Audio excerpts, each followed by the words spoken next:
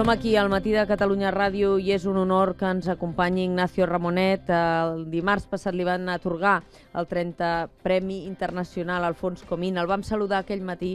Amb Ignacio Ramonet es poden parlar de moltíssimes coses. Ell és autor de molts llibres de referència ja pels estudiants de periodisme, pel món de la comunicació. Com saben, és director del mensual Le Monde Diplomatique, és doctor en Semiologia i Història de la Cultura per l'Escola d'Alts Estudis en Ciències Socials de París, catedràtic de Teoria de la Comunicació per la Universitat Denis Diderot de París, també referència com a fundador de l'ONG ATTAC i Media Watch Global i també autor, entre d'altres, de llibres com Cómo nos venden la moto, un llibre que segur que moltes de les persones que estan escoltant en aquests moments tenen ara, pensen, ostres, ara això, doncs això fa molts anys que ho va escriure i de fet ara quan parlem d'espionatge i de tot plegat, doncs segurament gent com Ignacio Ramonet ja fa temps que ens adverteix d'aquesta situació i de moltes altres, entre les quals La catàstrofe perfecta, un llibre sobre la crisi. I va tenir ocasió de parlar llargament amb Hugo Chávez i acaba de publicar el llibre Mi primera vida, Hugo Chávez, Mi primera vida, un conjunt de converses amb qui ja ens ha deixat en vida, però no en testimoni. Ignacio Ramonet, benvingut y felicitats. Gracias, Mónica, buenos días. Hay tantas cuestiones sobre las que hablar que me es difícil empezar sin preguntarle por las elecciones argentinas, que seguro que habrá seguido con interés, ¿no? Sí. Este revés al kirchnerismo. ¿Cómo tenemos que interpretar lo que está pasando en Argentina? Bueno, primero todo se queda dentro del peronismo, Sí. ¿verdad? Por otra parte también está la cuestión de los ciclos, ¿verdad? Es decir, que ya estamos pasando un ciclo de kirchnerismo de más de 10 años y es posible que haya un desgaste. Por otra parte, son elecciones que se hacen sin la presencia, sin el, digamos, la animación, liderazgo, ¿no? la Sí. animación, el liderazgo de Cristina. Hay que tenerlo en cuenta, ¿verdad? Y también el hecho de que estamos en medio de un proceso. Cristina ha sido elegida hace 2 años, está en la mitad de su mandato y por consiguiente las políticas que está implementando, que son políticas de, digamos, justicia social, etcétera, van acompañadas de inflación, que es lo que preocupa enormemente, porque hay que ver que los argentinos han sido tan, diría, tan afectados por la cuestión de la inflación, un poco como los alemanes en los años 30. Nada afecta más a los argentinos que la inflación, porque vivieron lo que se llamó el corralito, etcétera, a final de los años 90 y vieron cómo sus economías se derretían, ¿verdad? Entonces, esto crea una atmósfera, aunque no se sabe bien, porque no se sabe cuál es la tasa exacta de inflación. Hay una tasa oficial que es relativamente controlada y reducida y una tasa de rumores, ¿no?, que es una tasa muy elevada y efectivamente, en todo caso, las elecciones reflejan bien una preocupación real de la societat argentina. Ara hablàvem amb Ignacio Ramonet de lideratges, del fet que Cristina Fernández de Kirchner no ha pogut treballar l'últim tram de les eleccions. Liderazgos e ideología. Hablamos mucho de los líderes, luego hablaremos de Hugo Chávez, que sin duda es uno de los grandes líderes que ahora ha dejado un vacío, que lo ha llenado Maduro, pero que seguro que tiene ahí un peso en la evolución de Venezuela. Y aquí en España se habla muchas veces de líderes que tienen proyectos, pero la ideología ¿dónde queda? Porque las encuestas están indicando que la izquierda se está diluyendo, que aparecen en toda Europa movimientos populistas que navegan entre la izquierda y también la derecha extrema, ¿no? Absolutamente. Curiosamente, lo que está desapareciendo son, digamos, las convicciones de los grandes partidos de gobierno. Los partidos conservadores tradicionales o los partidos socialdemócratas que constituyen la oposición tradicional, partidos de gobierno, son los que están perdiendo electores. Dejamos de lado el caso alemán, ¿no? Que es un poco particular, porque no viven la crisis de la misma manera, pero en el resto Francia, de Europa, en Francia, Grecia, por ejemplo, ¿no? ¿verdad? Sí. Pues ahí se ve un hundimiento. ¿Por qué? Porque en realidad lo que constata el electorado, lo que constatan los ciudadanos, es que cualquiera de los dos partidos que gobierna hacen la misma política porque viene de Europa, hay una matriz, hay un programa, hay, digamos, un ADN genético de la Unión Europea, que es un programa de austeridad, hay que pagar la deuda, es un programa neoliberal, el país no puede endeudarse, no puede tener un presupuesto en déficit, etcétera. Y entonces cualquiera que gobierne tiene que hacer eso. Lo hemos visto últimamente, gobernaban los socialistas en España, en Portugal, en Grecia. Bien, perdieron las elecciones, gobiernan las derechas, hacen la misma política.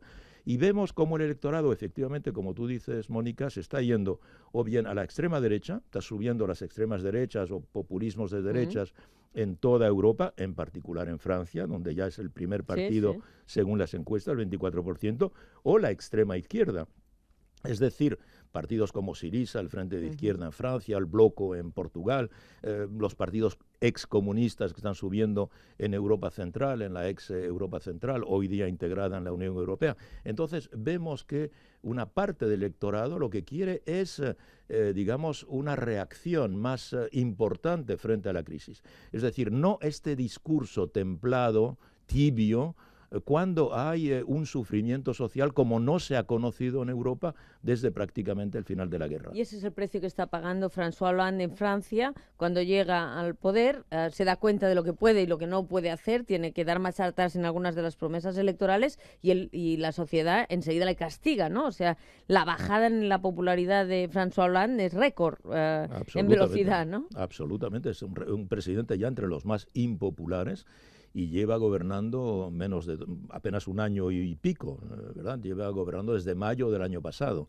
Entonces, ¿y qué ha pasado? Lo que ha pasado es que él gana las elecciones por poco, en realidad, porque Sarkozy en las últimas semanas de las elecciones empezó a recuperar, pero gana con la promesa de crecimiento. Él dice, no va a haber solo sacrificios y austeridad, Francia es Francia, y le vamos a imponer a Alemania que acepte un programa de crecimiento, de grandes obras públicas, de presupuestos que puedan ser más elevados para poder seguir creando empleo. Y vamos a crear empleo. Y lo que ocurre es que no lo hace. El programa de crecimiento se queda en una frase olvidada, en un tratado, en un acuerdo, en el marco de una cumbre europea, pero en realidad lo que está haciendo es aplicando un programa de ajuste extremadamente violento, con muchos impuestos a la clase media en particular, que es quien está pagando la crisis, y por consiguiente está subiendo la xenofobia, está subiendo también una especie de hartura social que ha reconocido el propio presidente frente a esta especie de sacrificio fiscal que se le está exigiendo a las clases medias, que masivamente empiezan a votar por el Frente Nacional. Y en ese contexto, y ahora hablaremos de Hugo Chávez, pero en ese contexto en Cataluña está surgiendo no solo los movimientos sociales que empiezan a articular paralelamente desde el 15M a la plataforma de afectados por la hipoteca, a organizarse para defender los derechos sociales, la justicia social, que estaba en el trasfondo del trabajo de Alfonso Comín, el premio del cual usted recibió el otro día, y paralelamente en Cataluña la necesidad de defender un proyecto nuevo, un proyecto colectivo que haga punto y aparte de la relación que ha conocido hasta ahora. El otro día nos explicaba José Manuel Lara, el empresario de Planeta, que en Francia nunca se aceptaría que Cataluña hiciera un proceso de independencia, y Manuel Valls, el ministro del Interior, a quien tuvimos ocasión de entrevistar, también casi lo descartó en ese sentido. Estamos en un momento en que las sociedades necesitan proyectos ilusionantes y los estados no se pueden permitir el desgaje. Claro, evidentemente. Bueno, en Francia es imposible porque la estructuración francesa es una estructuración que centralista, jacobina, sí, pero que es anterior, ¿verdad?, a la Revolución. Además ya lo hace Colbert, ya lo hace Luis XIV, etcétera, y efectivamente hay esta idea que puede ser muy brutal, como se vio cuando algunas regiones quisieron desgajarse o tener su propia línea. Puede ser muy brutal. Es inconcebible porque precisamente la República supone la unificación del conjunto de las entidades, entre ellas Cataluña Norte, como se dice aquí, o la Cataluña francesa, o el País Vasco Norte, el Euskadi Norte, que es el País Vasco francés, que ni siquiera tiene un departamento. Entonces, esta cuestión no se plantea en España, sí se plantea porque estructuralmente España es una nación de naciones. Esto desde siempre, ¿verdad? Desde su constitución. España es uno de los más antiguos estados, quizá el más antiguo estado en Europa, pero es la suma de varios reinos, la suma de varios componentes, ¿verdad?, estructurales. Entonces, España, digamos, como problema es muy antiguo. Hay que recordar que primero la palabra España se crea para darle un nombre a esta asociación. Es una palabra que no existía desde hacía 1000 años. Se crea al final del siglo XV, principio del siglo XVI, para darle un nombre. Lo que en Francia llama república, aquí se llama España o algo así. Y también se crea una capital, que no había capital, y son los geógrafos los que determinan para Felipe II, bueno, el centro de la península está aquí, aquí construimos, es como Brasilia, se crea Madrid. Quiero decir, no es un problema nuevo. Pero, como tú dices, Mónica, en las circunstancias actuales se plantea diferentemente, y se plantea diferentemente en particular en Cataluña. ¿Por qué? Porque es un sentimiento popular. Siempre ha sido un sentimiento nacional, pero ahora es un sentimiento popular de que aparece como una solución al problema de la crisis. Ahí está esta idea por lo menos que está muy compartida, de que una independencia de Cataluña sería una solución a la crisis, es lo que yo creo el elemento nuevo en este contexto. No sé si es cierto o no, en mi opinión, no creo que sea cierto, pero crea la idea de que es una respuesta pertinente a la crisis.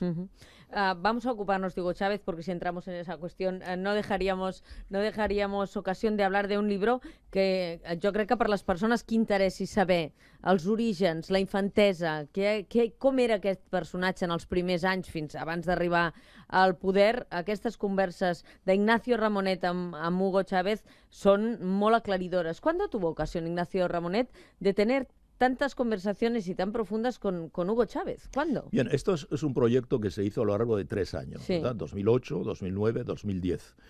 A lo largo de estos 3 años yo le había propuesto de hacer este libro, él había aceptado sobre esta parte de su vida, antes de llegar al poder, y él había aceptado, y lo que hicimos fue que, digamos, 2 o 3 veces al año yo iba a Venezuela con con un guión que habían pactado. Un guión, una agenda de trabajo ya visto sobre esencialmente los años. Lo que él sabía es de qué años íbamos a hablar, ¿verdad? Cronológicamente.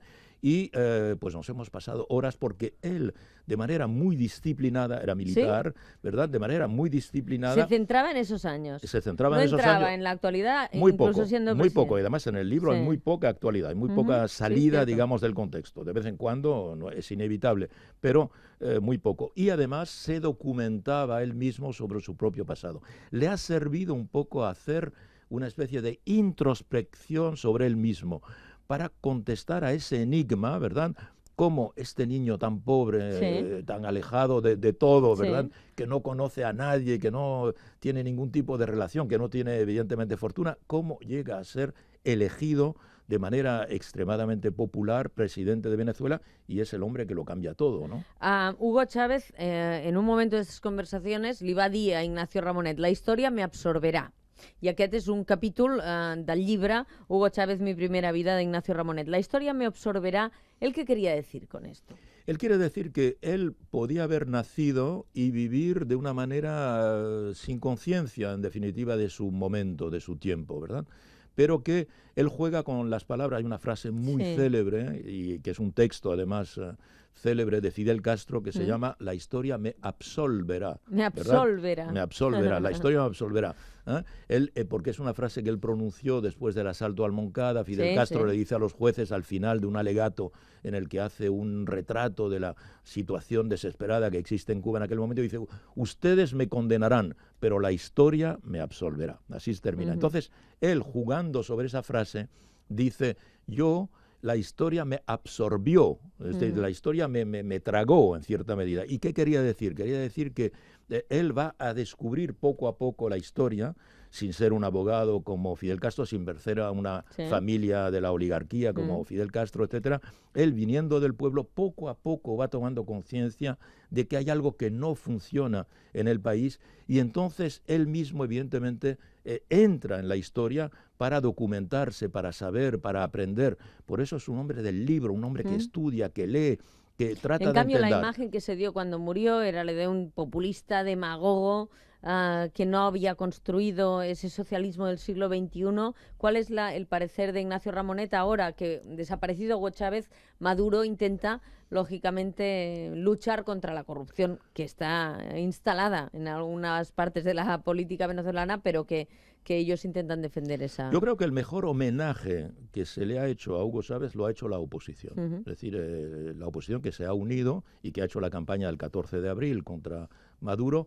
¿Cuál ha sido el programa de la oposición que dirige Capriles? El programa ha sido todo el chavismo íntegro, el socialismo del siglo XXI íntegro, es decir, escuela pública, salud pública, vivienda, pleno empleo, jubilaciones, salario mínimo, etcétera, pero lo haremos mejor. O sea, que en definitiva es el reconocer que Asumir que el modelo era correcto. Evidentemente, y que Venezuela no podía regresar a la Venezuela dominada por una pequeña oligarquía que representaba 10-15% de la población y que se llevaba el 80% de la riqueza nacional. Que a eso no se puede volver. Si lo dice la propia oposición, no hay mejor homenaje.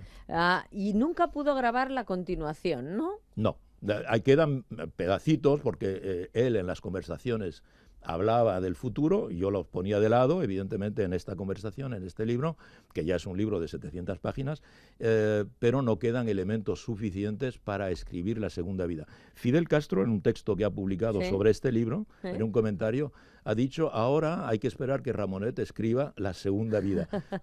Pero va a ser que desgraciadamente, no. Va a ser que no. Va a ser difícil. Digamos. Un día haremos una conversación larga sobre el futuro del periodismo, pero desde el cómo nos venden la moto hasta ahora de cómo nos espían, es decir, cómo tenemos el ojo encima, no hay mucha distancia, de hecho. No hay mucha distancia. El libro anterior mío, que se publicó hace un año, que se llama La explosión del periodismo, precisamente hablábamos de Wikileaks, ¿verdad? Y cómo Wikileaks nos reveló precisamente muchas cosas que no sabíamos, pero que las agencias de seguridad sí sabían, ¿verdad? Pues nos encantará un día hablar del futuro del periodismo porque... Con el mayor placer, Mónica. Hace un montón de años que hemos dicho, los periódicos morirán, y al final es Le Monde, el Guardian, los que acaban sacando las informaciones que están marcando la actualidad, ¿no? Lo que demuestra, efectivamente, que no van a desaparecer. Muchos periódicos van a desaparecer, pero que necesitamos una prensa capaz de analizar y capaz de dar información, sencillamente. Pensamos que la tenemos toda. Lo que estamos aprendiendo estos días es que nos faltaba mucha información. Ignacio Ramonet, 30è Premi Internacional Alfonso Comín i autor d'Hugo Chávez, mi primera vida. Moltes gràcies per ser aquí avui. Muchas gracias, Mónica. Gràcies.